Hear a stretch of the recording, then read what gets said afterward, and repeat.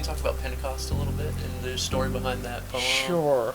Pentecost. It's interesting that that story in that's one of the few things. So I never have a poem that turns into a sermon, but sometimes I have sermons that turn into poems. Mm-hmm. So I wrote that after I came home from church, and Pentecost, not this year but last year, and the reference was to something that happened in Pentecost in May of 1998, and it's actually not named in the book. I mean, in the poem, but there was this sense of I had a head-on collision with a drunk driver, 17-year-old drunk driver. I was going down the road. I saw brake lights, and all of a sudden I saw headlights, and it was an awful collision.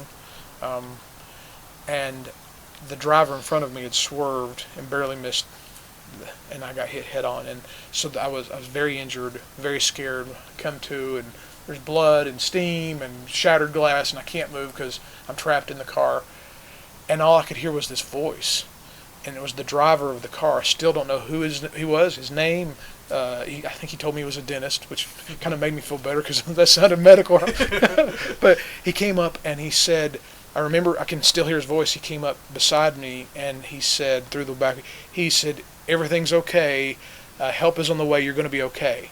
And he didn't know that, but it sure made me feel better. Mm-hmm. And so that image of the Spirit as a paraclete, someone who comes alongside of you, comfort, advocate, but that was that image that I had for the work of the Spirit. So in the poem Pentecost, I reference, everybody gets so caught up in all these other things, signs of the Spirit, but if you really want to talk to me about, the Spirit being manifest in your life, show me those people that you come alongside of. Mm-hmm. Talk to me about the people that you come and advocate for, and you come alongside of a comfort, because that's to me really the work of the Spirit in this world. So that's kind of the story that goes behind it. That happened in May of 1998 at Pentecost, right there in that season. So that was sort of stuck with me as my image for a paraclete. Mm-hmm. So that's beautiful. thank you. Well, in that poem explicitly, but in a lot of poems, maybe less obviously so, you use kind of metaphors from your faith tradition, and in ways that kind of like maybe not turn them on their head, but maybe you bring them out into nature and maybe give them a fuller meaning than they're found in cathedrals necessarily or in theology books. And so, can you talk about a little bit about that language? Poets can get away with what theologians can't.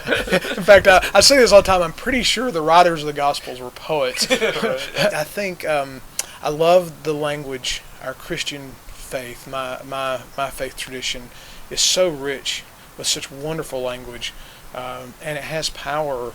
I think it has poetic power. To me, a poem is not something. It's not just teaching. It's the feel of the words. I think I read this by Simon Armitage that said a poem shouldn't just tell you not to play with matches. It should also burn your fingers. And so, the idea of using these words to have something that you come away from and say, oh, I never really understood that, and that lingers. That's what I really like about using those words, and being able to do so in a way that I really might not even be able to do so in a pulpit. Mm-hmm. Yeah. So, yeah. Yeah. Well, I get the sense when you use, phrases like a burning bush to describe something in nature, it's not just a metaphor. No, it's not. Can you talk about that a Yeah, little bit? I have been pulled aside many times, and of course that's that ancient image that we have going back into the Hebrew scriptures of enlightenment and change and conversion, because there's that story with Moses, burning bush, sort of changing his direction. But I've gone through the woods. I have seen bushes that the sunlight was hitting backlit, and especially in autumn, I've taken photographs of these just like, it looks like they're on fire and they're red, and then there are those moments like that just cause me to really be present. And they are kind of burning bush moments, and sometimes they're quite literal and sometimes it's metaphorical, and there's a little overlap there. So That's neat. Could you tell me a little bit about After the Fire and where that experience comes from? yes. So Um, so I had an image. There's two things. I had an experience last year. Yeah, last year, where I ended up in the hospital. You know, uh, I, physically I was taking in all this stress of a lot of really uncomfortable changes and things that were out of my control, and it just felt like a wildfire. Like I couldn't, I, it's just beyond your control. It just compounds, compounds, compounds, and I had this image of seeing one time a mountain on fire. I was coming up Highway 25, and there was a wildfire on the side of the mountain there. And it was horrible. I mean, just seeing this whole side of the mountain lit. And then after that, for a couple of years, everything was black.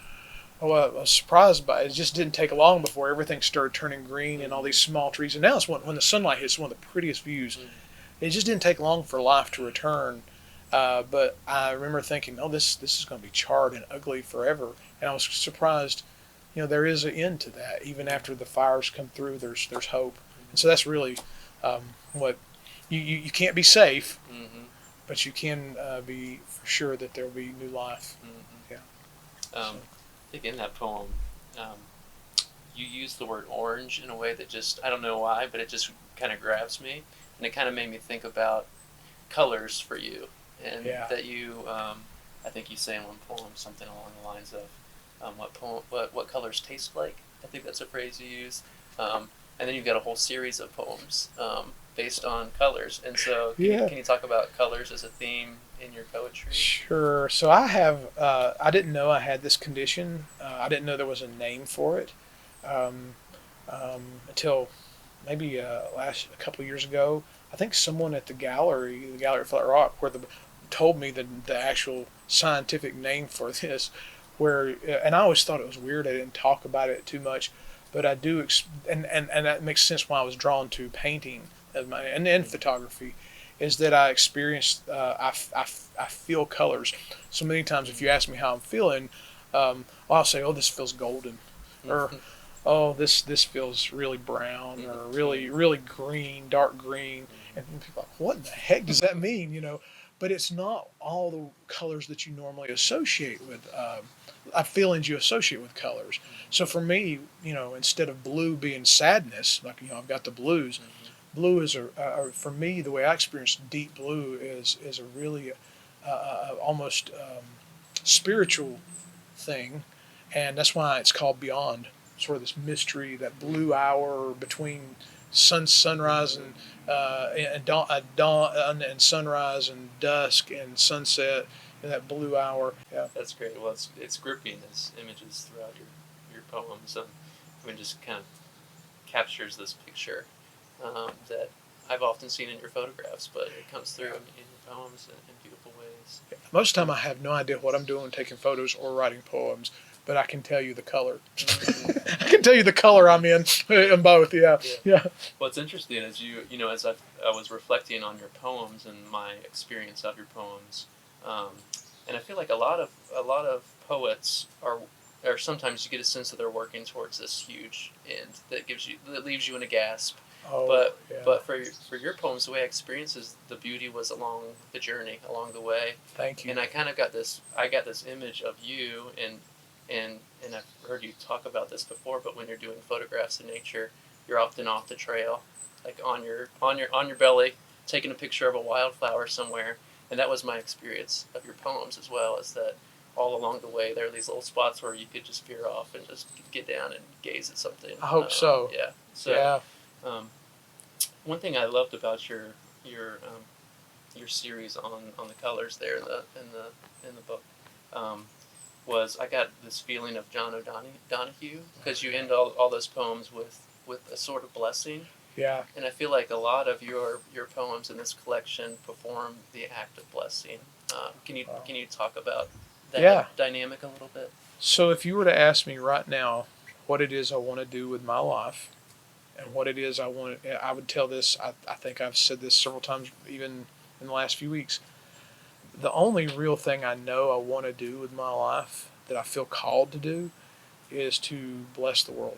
to offer a blessing, not like a clerical priestly blessing, like in a liturgical sense, but to sort sort of change directions, because I think blessings invite us into a different, we're inviting God to do, we're inviting people to come a different direction. And I think my theology of blessing is that anybody can bless. It's not just, not, I mean, it goes back to that sort of Celtic thing, where they had blessings for everything, milking the cows, there's all these blessings. And for me, that it is, it comes, and you're definitely right. John O'Donohue's work has probably shaped me as much as anybody's. And I just can't. And to the point that I try not to sound like John O'Donohue. So if it sounds like John, I'm like, oh, that sounds like I'm copying John O'Donohue.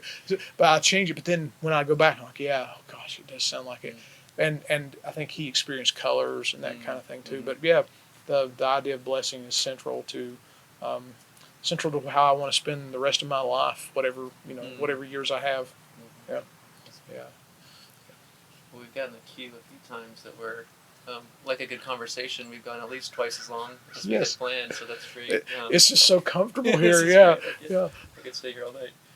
But I just want to say thank you, because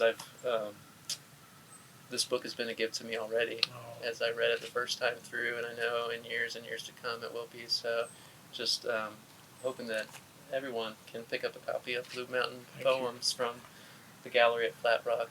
I wish we were with our 400 closest friends. It's 400 doubled, right? now. It's 400 now. Oh, wow. Closest friends and family and your fans right now, but hopefully it won't be long. And we can do that, but, well, I want to say something. I don't know if she will get. Is that this was my gift to you on the night of your ordination, because you were recently ordained in the Episcopal Church, and it was my gift to you as my ordination present to you, because I really respect you so much and value your friendship, and you were the first person I wanted to give my words to. Thanks. So, thank you. It is a gift to me, so thanks so much.